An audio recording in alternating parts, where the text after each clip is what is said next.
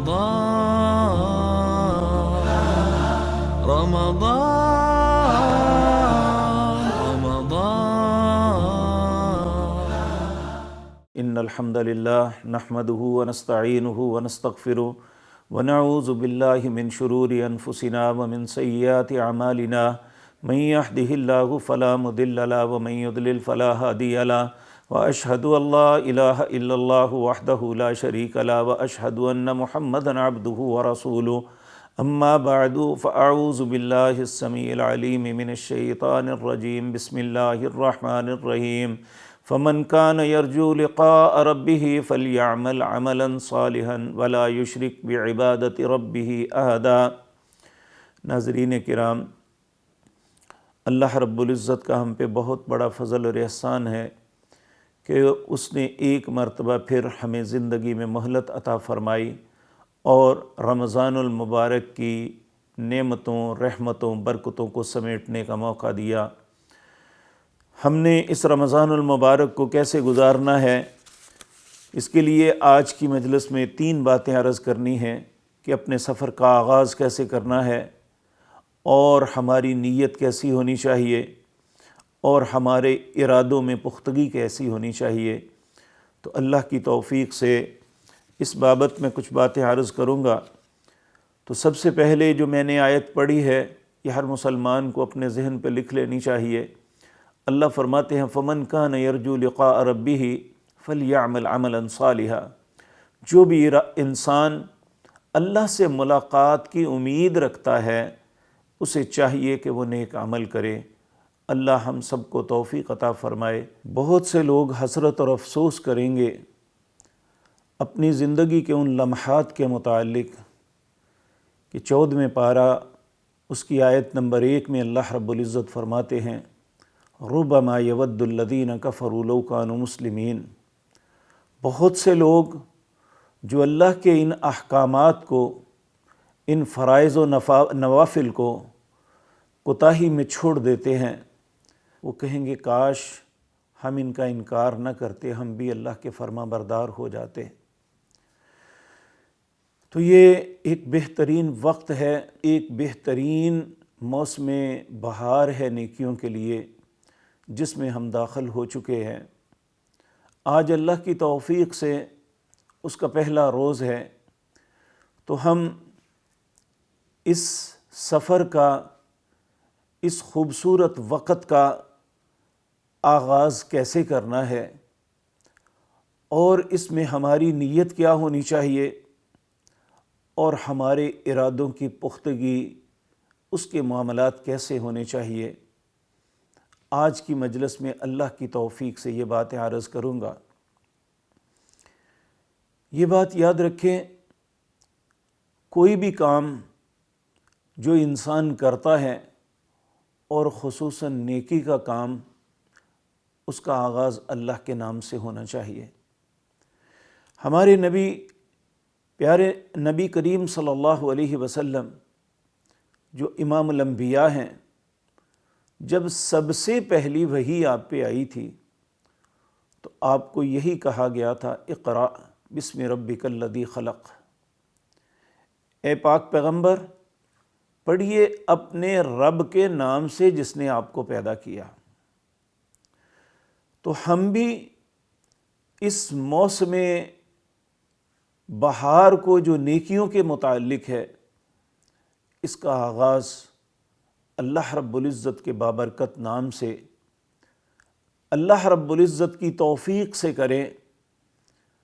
اور ایک بات ذہن میں رکھیں، ہر مسلمان کو یاد رہنی چاہیے کہ اللہ مالک نے اپنے حبیب کریم جناب محمد الرسول اللہ صلی اللہ علیہ وسلم کو جب بھی پکارا، آپ کے ذاتی نام سے نہیں۔ آپ پورا قرآن دیکھ لیں، جہاں بھی رسول اللہ کا نام آیا، اللہ نے آپ کے صفاتی ناموں کے ساتھ پکارا، یا ایھا النبی، یا ایھا المزمل، یا ایھا المدثر۔ علی ھذا القیاس قرآن کریم میں اسی طرح رسول اللہ کے صفاتی نام۔ لیکن جب یہ بات سمجھانی تو اس وقت جبریل کو بھیجا اور آپ کا نام لے کے کہا یا محمد صلی اللہ علیہ وسلم۔ یاد رکھیں اذان اور اقامت کے درمیان یہ وقت قبولیت کا ہے۔ اس وقت اللہ سے 2 چیزوں کا سوال کیا کرو۔ پہلا سوال، اللہم انی اسألک فعل الخیرات وترک المنکرات، اے اللہ میں تجھ سے سوال کرتا ہوں اچھے کاموں کے کرنے کا اور برے کاموں سے بچنے کا سوال کرتا ہوں، چونکہ یہ قبولیت کی گھڑی ہے اور انسان اللہ کی توفیق کے بغیر کبھی نیک عمل نہیں کر سکتا۔ اس لیے نیک عمل کے لیے اللہ سے توفیق مانگنی چاہیے۔ اور نبی کریم صلی اللہ علیہ وسلم آپ نے یہ بات سکھلائی ہمیں۔ آپ کے ایک صحابی تھے معاذ بن جبل رضی اللہ تعالی عنہ، بہت خوبصورت انسان تھے۔ یہ اپنے چہرے جسامت کے اعتبار سے بھی بہت خوبصورت تھے، کردار اور اعمال کے اعتبار سے بھی بڑے خوبصورت تھے۔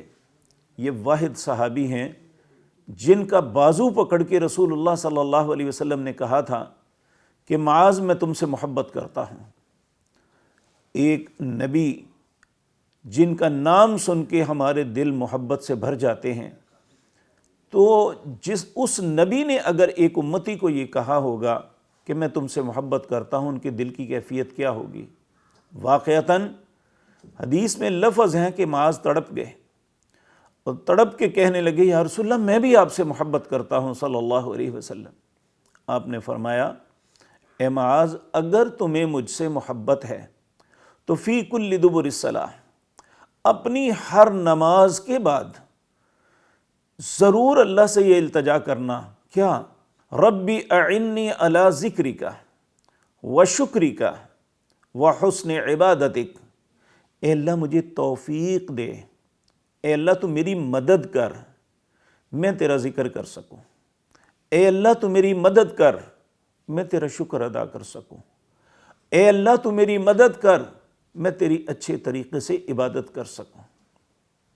تو اس لیے یہ ہر نماز کے بعد انسان اللہ سے جو اذکار کرتا ہے ان میں یہ دعا مانگتا ہے، اور یہ ہر مسلمان کو، ہر میرے بھائی کو، میرے بزرگ کو، میرے بیٹے کو، ہر میری بہن، ماں اور بیٹی کو یہ بات یاد رکھ لینی چاہیے، نیکی اللہ کی توفیق کے بغیر نہیں ہوتی۔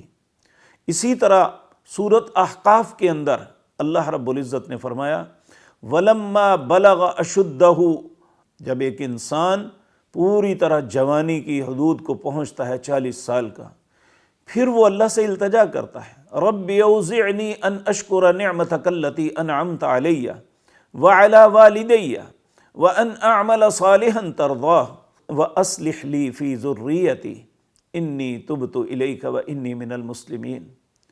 رب اوزعنی، اے اللہ تو مجھے توفیق بخش، اے اللہ مجھے یہ ہمت اور طاقت دے، ان اشکرہ، کہ میں تیرا شکر ادا کر سکوں۔ کس بات کا؟ نعمتک التی انعمت علی وعلی والدی، ان نعمتوں کا جو تو نے مجھ پہ کی اور میرے ماں باپ پر کی۔ وَأَنْ أَشْكُرَ نِعْمَتَكَ الَّتِي أَنْعَمْتَ عَلَيَّ وَعَلَى وَالِدَيَّ وَأَنْ أَعْمَلَ صَالِحًا، شکر کیسے ہوگا؟ کہ میں نیک عمل کروں۔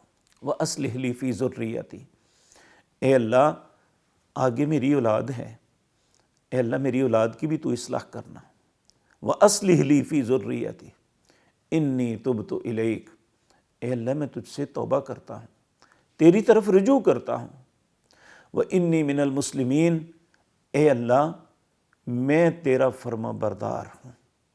تو اس لیے یہ رمضان آیا ہے، یہاں ہم نے اللہ کی توفیق سے روزہ رکھنا ہے، اللہ کی توفیق سے نمازیں پڑھنی ہیں، اللہ کی توفیق سے ہی قیام کرنا ہے، اللہ کی توفیق سے ہی جو لیلۃ القدر کی تلاش کرنی ہے، اللہ کی رضا اور توبہ کو، اس کی مغفرت کو پانا ہے، اور اس کے لیے اللہ کی توفیق مانگنا بڑا ضروری ہے۔ تو آغاز سفر پہ ہمیں اللہ سے توفیق مانگنی چاہیے۔ ہمارے نیک اور صالح لوگ جو پہلے گزر چکے، جنہیں سلف صالحین کہتے ہیں، پہلے گزرے ہوئے نیک لوگ رمضان المبارک سے مدتوں پہلے اللہ سے دعائیں مانگتے تھے، اللہم بلغنا فی رمضان، اے اللہ ہمیں رمضان تک پہنچا دے، اے اللہ ہمیں رمضان تک پہنچا دے تاکہ ہم اس کی رحمتوں کو برکتوں کو سمیٹ سکیں۔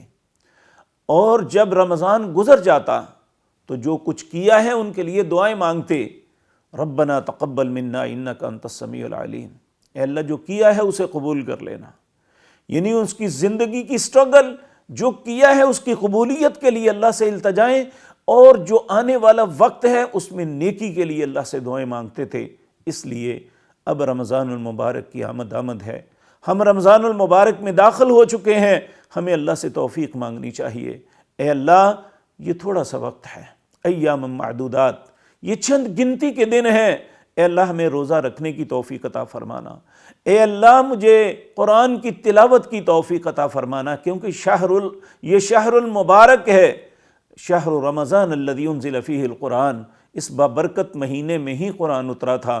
اللہ رب العزت اس میں قرآن پڑھنے کی، ویسے تو قرآن جب بھی پڑھیں اس کی بڑی اہمیت بڑی فضیلت ہے، لیکن اسپیشلی رمضان قرآن کا مہینہ ہے، اس میں قرآن کے ساتھ تمسک اور قرآن کو پڑھنا یہ بہت اہم ہے۔ اللہ رب العزت سے توفیق مانگنی چاہیے۔ اسی طرح رات کو قیام اللیل آپ اکیلے کریں یا باجماعت پڑھیں، نبی مکرم صلی اللہ علیہ وسلم کے دونوں طریقے سنت ہیں، اس لیے وہاں قرآن کی اگر باجماعت پڑھیں گے تو قرآن کو سنیں گے۔ نبی کریم صلی اللہ علیہ وسلم نے فرمایا من قام رمضان ایمانا واحتسابا غفر له ما تقدم من ذنبه، جس نے رمضان کی راتوں کو قیام کیا دو شرطوں کے ساتھ، ایمان کی حالت میں اللہ سے اجر کی امید رکھتے ہوئے، غفر له ما تقدم من ذنبه، اللہ اس کے پچھلے گناہوں کو معاف کر دیتے ہیں۔ اللہ رب العزت ہمیں بھی توفیق عطا فرمائے۔ یہ پہلی بات ہے توفیق کی، آغاز سفر پہ اللہ کے نام سے شروع ہونا ہے اور اللہ سے توفیق مانگنی ہے تاکہ اللہ ہمیں ہمت اور طاقت دے دے کہ ہم نیک عمل کریں جس سے ہمارا رب ہم پہ راضی ہو جائے اور اللہ ہمیں جنت کے رستے پہ گامزن کر دے۔ دوسرا ہے نیک عمل کے لیے جو اہم چیز ہے جو ضروری ہے وہ حسن نیت ہے، اچھی نیت۔ نبی کریم صلی اللہ علیہ وسلم نے فرمایا انما الاعمال بالنیات، اعمال کا دار و مدار نیت پر ہے، لیکن ہمارے ہاں نیت کو چند کلمات کے ساتھ مختص کر دیا جاتا ہے جو درست نہیں ہے۔ نیت کیا ہے؟ النیت عزم القلب، نیت دل کے ارادے کو کہتے ہیں کہ انسان اپنے دل میں کس سوچ کے ساتھ یہ کام کرتا ہے، اس کے لیے الفاظ کی ادائیگی ضروری نہیں ہے، اس نیت کو صرف اللہ کی ذات کے علاوہ کوئی نہیں سمجھتا۔ اس حدیث میں رسول اللہ صلی اللہ علیہ وسلم نے یہ مثال دے کے لوگوں کو سمجھایا کہ تاکہ سمجھ آ جائے کہ نیت ہوتی کیا ہے۔ نبی کریم صلی اللہ علیہ وسلم نے فرمایا انما لکل امرئ ما نوی، یہ ایک بڑی اس کی حدیث میں تفصیل میں عرض کر دوں، مکہ مکرمہ میں ایک خاتون کی نسبت آپس میں ہو گئی۔ اب خاتون کے رشتہ دار جتنے بھی تھے وہ مسلمان ہو گئے اور وہ ہجرت کر کے مدینہ چلے گئے۔ اب یہ جو نوجوان تھا جس کی نسبت ادھر ہوئی تھی، اس نے کہا کہ مجھے ہجرت کرنی پڑے میں نکاح اس سے ہی کروں گا۔ اب یہ بات یا وہ جانتا تھا یا اللہ جانتے تھے۔ اب جب وہ ہجرت کر کے مدینہ پہنچ گیا، ان کا نکاح بھی شاید ہو گیا ہوگا، تو ایک مرتبہ نبی کریم صلی اللہ علیہ وسلم نے پھر لوگوں کو سمجھانے کے لیے کہا جس نے جس ارادے سے ہجرت کی اسے اس کے ارادے کے مطابق اجر ملے گا۔ پھر آپ نے فرمایا جس نے عورت کے ساتھ نکاح کے لیے ہجرت کی اسے عورت تو مل جائے گی لیکن اللہ کے ہاں اجر نہیں ملے گا۔ اب یہ دل کا ارادہ جو ہے یہی سب کچھ ہے، اس لیے انسان کو چاہیے کہ وہ اپنی اچھی نیت کیا ہوتی ہے کہ انسان جو عمل کر رہا ہے اللہ کی رضا کے لیے۔ آپ نے فرمایا جس نے ہجرت کی اللہ کے لیے اور اس کا اجر اللہ کے پاس ہے، جس نے عورت سے شادی کے لیے ہجرت کی اسے عورت تو ملے گی لیکن اللہ کے پاس سے اجر نہیں ملے گا۔ اور بہت سے ائمہ کرام نے یہ بات کہی ہے کہ اسلام کی بنیاد ہی نیت پہ ہے، کہ انسان کی نیت اگر خالص ہے تو فبہا، اگر اس کی نیت کے اندر کھوٹ ہے تو اسے تو نفاق کہتے ہیں۔ العیاذ باللہ، اللہ ہم سب کو محفوظ رکھے۔ بعض ائمہ دین نے، امام ابن حجر رحمۃ اللہ علیہ نے کہا کہ یہ جو نیت ہے اصل میں نصف اسلام ہی یہاں سے ہے، آدھا اسلام نیت کے ساتھ منسلک ہے، کہ انسان کی اچھی نیت ہوگی تو اس کا عمل اچھا ہوگا، اس کی نیت درست نہیں ہوگی تو اس کے عمل کی کوئی حیثیت نہیں ہے۔ تو اس لیے دوسری بات جو انسان کو یاد رکھ لینی چاہیے وہ انسان کی نیت ہے۔ تو نبی کریم صلی اللہ علیہ وسلم نے اس کے متعلق بڑا ہی تاکید فرمائی۔ کہا، ایک مرتبہ ایک صحابی نے کہا، پوچھا یا رسول اللہ صلی اللہ علیہ وسلم، ایک شخص جہاد کے لیے جاتا ہے، قتال کے لیے جاتا ہے، اللہ کے راستے میں لڑتا ہے، لیکن اس کی نیت کیا ہے کہ مجھے غنیمت ملے، اور پھر دوسرا وہ شخص ہے جو اپنے نام کے لیے جاتا ہے کہ میرا نام بہت بڑا ہو جائے، کہ یہ بڑا مجاہد آدمی ہے، تیسرا وہ شخص جو اس لیے جاتا ہے کہ اس کی دلیری لوگوں کے سامنے آئے کہ یہ بڑا جواں مرد ہے۔ نبی کریم صلی اللہ علیہ وسلم نے ارشاد فرمایا، یہ تینوں ہی اچھی نیت سے نہیں گئے، انہیں اس کا کوئی اجر نہیں ملے گا، بلکہ آپ نے فرمایا من قاتل لتکون کلمۃ اللہ ہی العلیٰ فہو فی سبیل اللہ، جو اس نیت سے گیا کہ اللہ کا کلمہ بلند ہو، اصل میں وہ اللہ کے راستے میں نکلا، اسے اس کا اجر ملے گا، اور اس کے بعد اسے غنیمت ملتی ہے، نام ملتا ہے، یا اس کی دلیری کے قصے ہوتے ہیں، یہ اپنی جگہ ہے، لیکن اس کی نیت یہ نہیں ہونی چاہیے۔ نیت کیا ہونی چاہیے؟ نیت کے متعلق نبی مکرم صلی اللہ علیہ وسلم نے ارشاد فرمایا من قاتل لتکون کلمۃ اللہ العلیٰ فہو فی سبیل اللہ، جس نے اللہ کے کلمے کو بلند کرنے کے لیے یہ سب کچھ کیا، حقیقتاً اس کی نیت اچھی تھی، باقی دوسری چیزیں یہ انشاءاللہ اسے مل جائیں گی۔ امام احمد بن حنبل رحمہ اللہ نے فرمایا العمل لا یصح الا بنیت، کوئی عمل درست ہو ہی نہیں سکتا جب تک اس بندے کی نیت درست نہ ہو۔ اللہ ہماری نیتوں کو خالص فرما دے۔ اور اسی طرح امام سفیان ثوری رحمۃ اللہ علیہ نے کہا، میں نے زندگی کے اندر نیت کو درست کرنے سے سخت مشکل کوئی کام نہیں پایا، یعنی انسان اپنی نیت کو درست کرے، اس سے بہتر، اس سے مشکل کام کوئی نہیں ہے۔ اور اللہ کسی بھی انسان کی اچھی نیت کے کتنا قدردان ہے کہ سورۃ دہر کے اندر اللہ رب العزت نے بعض اپنے بندوں کا تذکرہ کرتے ہوئے فرمایا کہ وَيُطْعِمُونَ الطَّعَامَ عَلَىٰ حُبِّهِ مِسْكِينًا وَيَتِيمًا وَأَسِيرًا، میرے بندے ہیں جو میری محبت میں یتیم کو، مسکین کو، قیدی کو کھانا کھلاتے ہیں، اور پھر کہتے کیا ہیں انما نطعمکم لوجہ اللہ، ہم نے تمہیں اللہ کی رضا کے لیے کھلایا ہے، ما ارید منکم جزاء ولا شکورا، ہمارا ارادہ بالکل یہ نہیں ہے کہ ہم تم سے کوئی بدلہ لیں یا تم ہمارا شکریہ ادا کرو، کیوں؟ انما نطعمکم لوجہ اللہ، ہم نے صرف اللہ کی رضا کے لیے یہ سب کچھ کیا ہے۔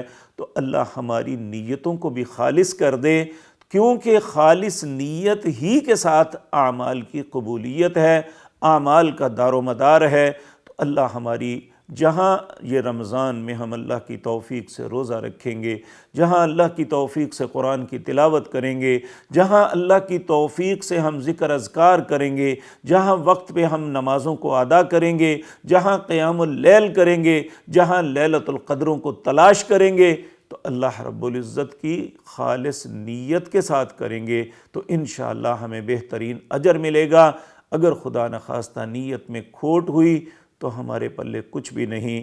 نبی کریم صلی اللہ علیہ وسلم نے فرمایا میری امت کے اندر سب سے بڑا فتنہ دجال کا فتنہ ہے، مجھے اس سے بھی بڑے ایک فتنے کا ڈر ہے۔ لوگوں نے عرض کیا وہ کیا؟ آپ نے فرمایا وہ ہے شرک خفی کا۔ کہا شرک خفی کیا ہے؟ کہ ایک آدمی جو ہے وہ اپنی نیت کو بدل دیتا ہے، یعنی وہ نماز پڑھ رہا ہے نماز پڑھتے پڑھتے وہ دیکھتا ہے کچھ لوگ مجھے دیکھ رہے ہیں تو وہ اپنی نماز کو لمبا کر دیتا ہے۔ تو آپ نے فرمایا جس نے دکھلاوے کے لیے یہ سب کچھ کیا، یہ نیت کی بربادی ہی دکھلاوا ہوتی ہے۔ جس نے دکھلاوے کے لیے روزہ رکھا اس نے شرک کیا، جس نے دکھاوے کے لیے یعنی نماز پڑھی اس نے شرک کیا، جس نے دکھلاوے کے لیے خرچ کیا، العیاذ باللہ، اللہ ہم سب کو اپنی پناہ میں رکھے۔ اس کے بعد ہے جو عمل ہے اس میں ارادے کی درستگی، اس کے لیے یہ بات، یہ اللہ کی پاک کلام کا یہ بات ہے، وَمَنْ أَرَادَ الْآخِرَةَ وَسَعَى لَهَا سَعْيَهَا وَهُوَ مُؤْمِنٌ فَأُولَئِكَ كَانَ سَعْيُهُمْ مَشْكُورًا۔ جس نے ارادہ آخرت کا کیا اور اس نے کوشش کی اس کے لیے اور پوری جد و جہد کرتا رہا اور وہ مومن ہے، اللہ ایسے انسان کے اچھے اعمال کا بہت بہتر بدلہ عطا فرمائیں گے۔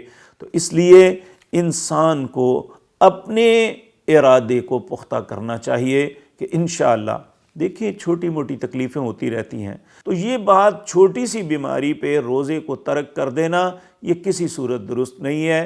اس لیے اللہ سے ہمت اور ارادہ مانگیں، اے اللہ تو مجھے توفیق دے، مجھے ہمت دے کہ میں یہ کام کر سکوں۔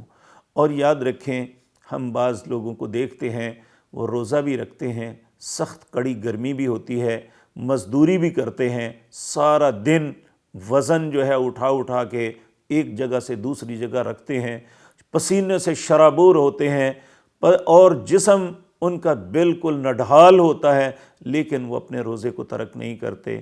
لیکن جن لوگوں کو اللہ نے سہولتیں دی ہیں، جن کے گھروں میں آسائشیں اور آرام ہیں، جن کے پاس خوبصورت سواریاں ہیں اور جن کے پاس اچھے دفاتر ہیں، اگر وہ پھر بھی نہ رکھیں تو وہ اللہ کے ہاں کوئی جواز نہیں پیش کر سکتے کہ میرے پاس یہ جواز تھا اس لیے میں نہیں رکھ سکا۔ لیکن یاد رکھیں جب انسان اس کی زندگی کا وقت ختم ہوتا ہے، جب اس کو موت کے فرشتے لینے کے لیے آتے ہیں تو اس وقت پھر حسرت اور افسوس کرتا ہے، لیکن اس وقت فائدہ نہیں ہے۔ اللہ رب العزت 18ویں پارے میں فرماتے ہیں حتیٰ اذا جاء احدہم الموت، جب کسی بندے کی موت کا وقت آتا ہے، قالا، پھر یہ کہتا ہے رب ارجعون، اے اللہ ایک مرتبہ واپس لوٹا دے۔ بھئی کیا کرے گا جا کے؟ کہتا ہے لعلی اعمل صالحا، تاکہ میں اچھے کام کر لوں۔ لیکن اللہ اس وقت فرمائیں گے کلا، اب یہ نہیں ہو سکتا۔ جب یہ بار بار اللہ کی منتیں کرے گا، اللہ فرمائیں گے انہا کلمۃ ہوا قائلھا، تیرے کہنے کی بات ہے، کہتا رہے، ومن ورائہم برزخ الی یوم یبعثون، اس کے اور دنیا کے درمیان پردہ حائل کر دیا جائے گا جو قیامت تک نہیں پھٹے گا۔ تو اس وقت سے پہلے پہلے جب حسرت اور افسوس ہمارے کسی کام نہیں آئے گا اور ہماری بات کو قبول نہیں کیا جائے گا، آج میرے اور آپ کے پاس وقت ہے، یہ بابرکت مہینے کا آغاز ہو چکا ہے۔ ہم اللہ سے توفیق مانگیں، پختہ ارادہ کریں کہ جو نیکی کا عمل ہم پہ فریضہ ہے ہم اس سے کسی صورت دستبردار نہیں ہوں گے، ہم ہر صورت وہ نیکی کا عمل کریں گے انشاءاللہ، اللہ کی توفیق سے کریں گے۔ باقی جو نوافل ہیں اس میں کمی پیشی ہو بھی جائے تو اللہ درگزر فرماتے ہیں، ہمیں حتی الامکان کوشش کرنی چاہیے وہ جو چیز نفل ہے ہم پہ فرض بھی نہیں، اس بابرکت مہینے میں اسے بھی ترک نہ کیا جائے۔ تو اللہ ہم سب کو اپنی امان میں رکھے، اللہ ہم سب کو توفیق اور ہمت عطا فرمائے، اللہ ہماری نیتوں کو اچھا کر دے تاکہ اس مہینے کی برکات و فیوز کو ہم سمیٹ سکیں اور اللہ کی بارگاہ میں جا کے اجر حاصل کر سکیں۔ اقول قولی ھذا واستغفر اللہ لی۔